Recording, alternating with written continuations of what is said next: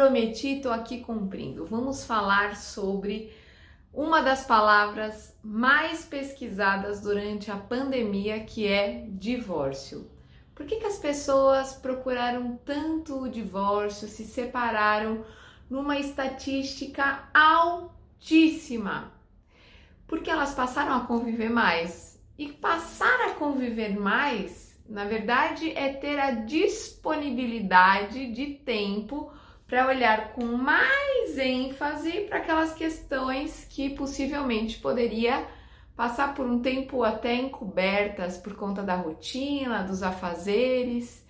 E aí, de repente, quando você se vê ali convivendo muito tempo ao lado de uma pessoa, você começa a ter essa relação desgastada, né? Então, relacionamento, em primeiro lugar, não vem pronto com um laço em cima. As pessoas, elas crescem, né, assistindo muito novela com final feliz, filme americano, filmes da Disney, onde todo mundo é feliz para sempre, aquela ideia mágica, né, daquela relação romântica. Só que o romantismo, ele é uma construção ilusória, porque relacionamento de verdade não é assim. É uma escolha. Então é muito mais fácil a gente destruir uma relação do que construir uma relação. E atualmente as pessoas, elas estão vivendo uma estrutura de relacionamento miojo, né? Tem que estar pronto em 3 minutos. Elas vêm para terapia e querem ficar ótimas em 3 minutos. Tudo tem que ser rápido, tudo tem que dar certo para ontem. E na verdade você está em processo de evolução, porque a tua energia psíquica não é estática. Da mesma forma que a pessoa com quem você está se relacionando também está num processo constante de mudança. E eu vejo muita falta de comunicação nos relacionamentos.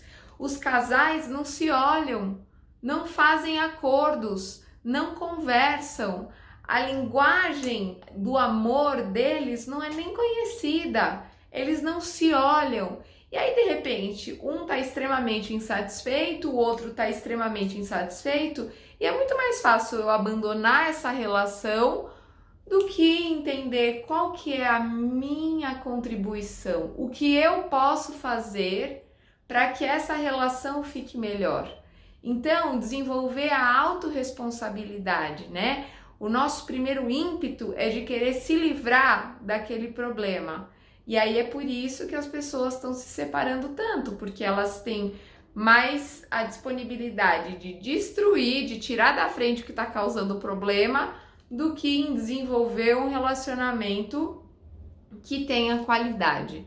Claro que existem alguns relacionamentos que precisam ser finalizados, porque são relacionamentos tóxicos, mas é muito importante a gente entender se existe amor, se existe sentimento. Será que é o caso de fato de eu levar este relacionamento a um divórcio? Família é uma palavra que, na verdade, deveria ser considerada um verbo, uma ação, da gente entender que aquilo que tem familiaridade com a gente está próximo da gente. Então, quando você entende, né, aquela propaganda que existia antigamente do Gelol, não basta ser pai, tem que participar. Era uma gracinha essa propaganda.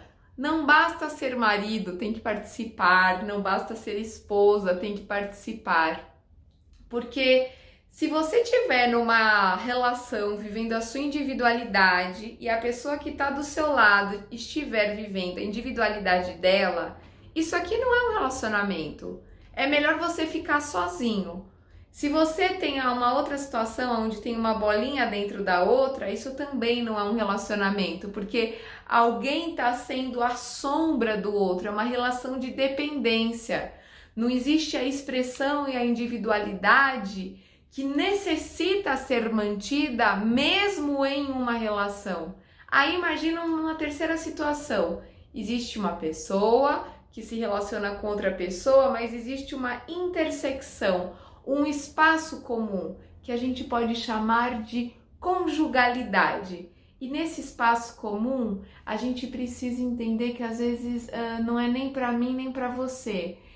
Vamos conversar na fronteira?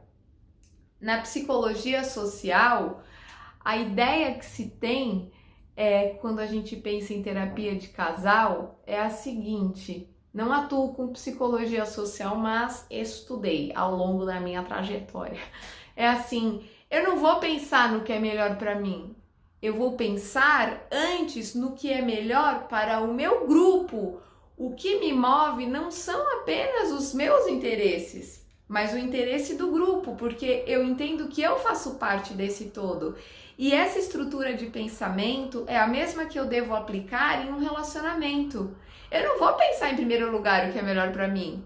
Se eu estou em uma relação, eu preciso entender o que é melhor para essa relação. Eu vou manter a minha individualidade, eu vou me preservar, mas eu não vou esquecer desse espaço comum. Então, assim, as mulheres ficaram enlouquecidas porque os homens não ajudavam dentro de casa, e aí aquela questão, né?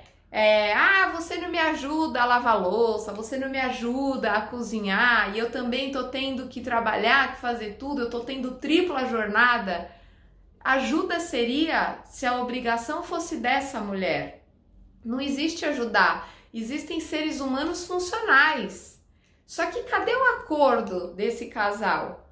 Olha, a minha responsabilidade dentro de casa é de fazer determinadas tarefas e a sua é de fazer outras. Existe essa comunicação e esse acordo claro e objetivo do que cada um deve fazer? Então a gente acaba tendo um pensamento muito mágico que quando você começa uma relação, você fala assim: eu quero ficar para sempre com você, né? Cheio de promessas, e aí fala como que vai ser o nome dos filhos, e a gente vai envelhecer juntos, velhinhos, andando de mãos dadas na praia. Mas por que essa relação se perde no meio do caminho? Porque essas promessas acabam, porque essa promessa para de existir, e tudo que eu fazia para essa relação dar certo, eu deixo de fazer. Então, relacionamento tem que ter simetria na troca. Simetria entre o que eu ofereço e eu recebo. Quando eu não tenho esse equilíbrio entre o dar e o receber, isso se configura uma relação de poder, porque alguém está dominando, alguém está saindo por cima e alguém está ali do outro lado sofrendo, sendo dominado pela outra pessoa.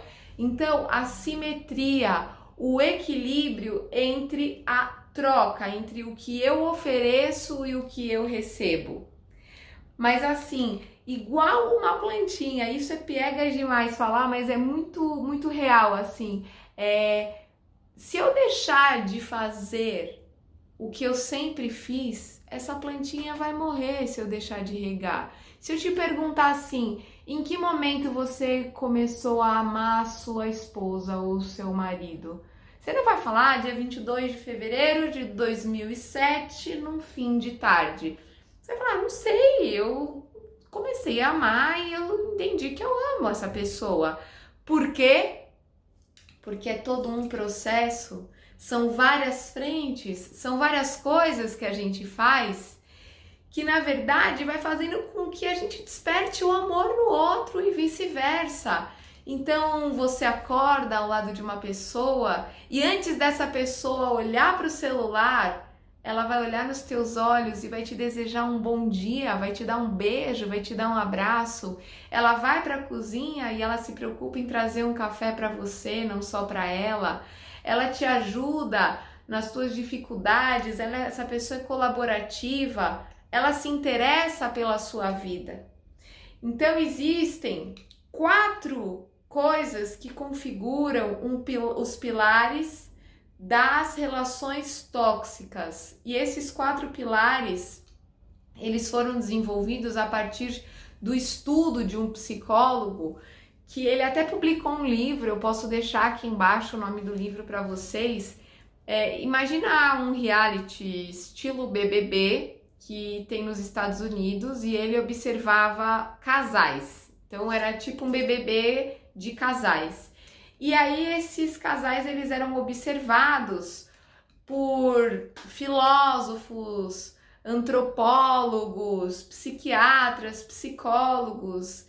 E aí existia toda uma discussão em prol do comportamento desses casais.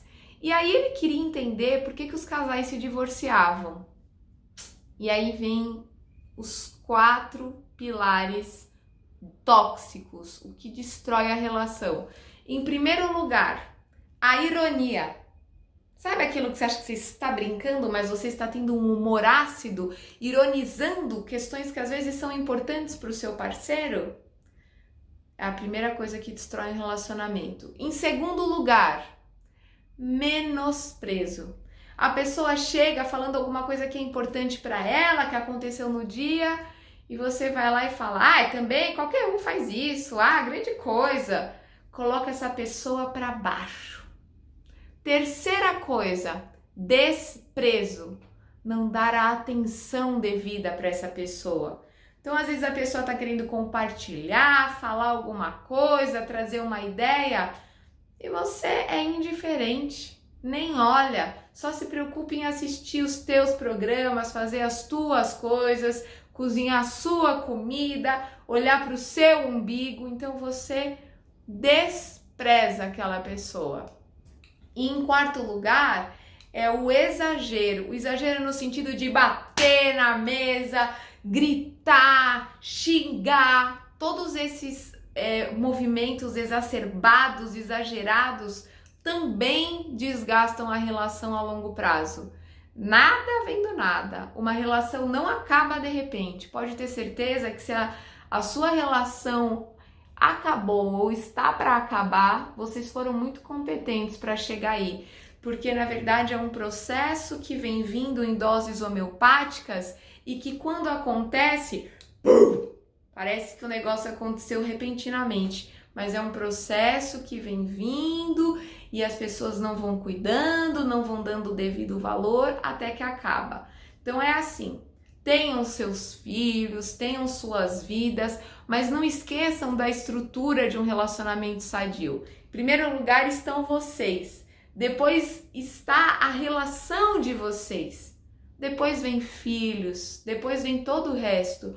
Porque se vocês não estiverem bem, em primeiro lugar com vocês, em segundo lugar com essa relação, qual que é a qualidade que vocês acreditam que vai ter a relação de vocês com todo o resto da família?